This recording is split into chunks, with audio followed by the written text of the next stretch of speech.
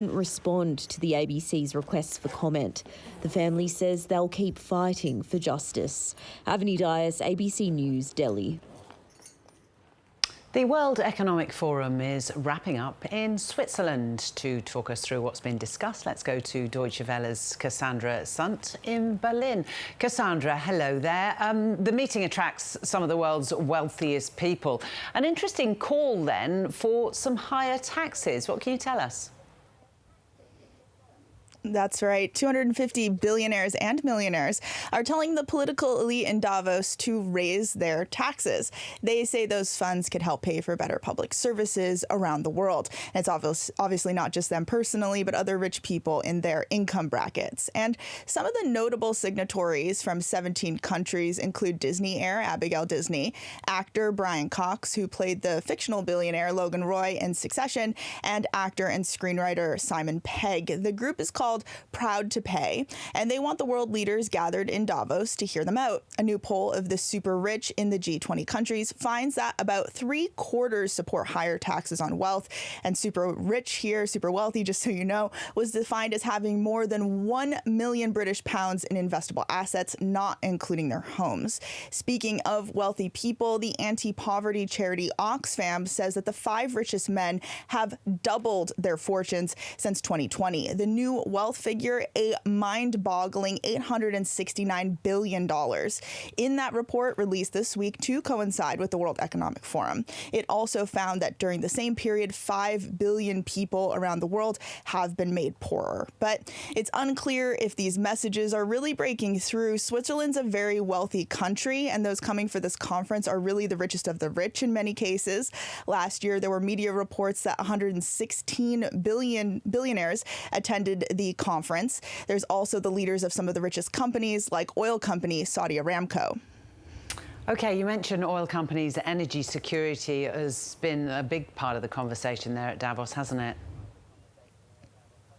Right. So this is all connected to the Houthi rebel attacks in the Red Sea. 15% of global traffic goes through this route, and it's an especially important artery for traffic going from Asia to Europe. Business chiefs say that these attacks could create bottlenecks for the shipping route and have knock-on effects for months to come. And to start off, these issues could affect retail prices of many, many items. I was looking at one figure, for example, that says that a shipping container, one of those classic 40-foot containers, that price has more than doubled since these attacks were stepped up. But looking beyond retail to the energy industry, there's also concern that any bottlenecks could affect the availability of oil tankers, according to the CEO of Aramco. Qatar's prime minister also said that LNG, or liquefied natural gas that his country produces, could also be affected by this conflict. So this is all to say that if energy becomes more expensive or harder to move around the world, that could cause inflation to rise again in many countries. Here in Europe, high energy prices were a big driver of inflation last winter. So if inflation were to rise again, that would be very disappointing, an understatement there, for a lot of government officials who have really been hoping that slowly raising rates would help cool off inflation while avoiding a recession. Yeah, obviously fossil fuels, the availability and cost has been on the agenda at Davos, but has there been any talk about climate change? Yes, there has been some really scathing criticism. To set the stage a little bit here, Davos organizers have for years placed climate change at or near the top of its global threat list. But its annual meeting, it's quite ironic, is packed with the companies most responsible for climate change. This year, there are CEOs or top executives from at least 27 fossil fuel companies like Shell, Chevron, Aramco, and BP.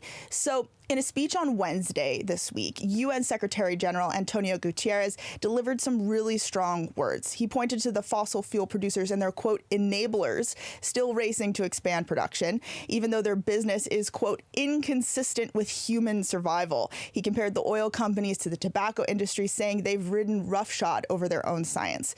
This scathing criticism comes as the European Union is drafting some climate targets to help bridge its way to more ambitious 2050 targets.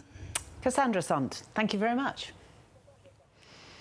Australians Jacob Elordi and Margot Robbie have both been shortlisted in the UK BAFTA Awards.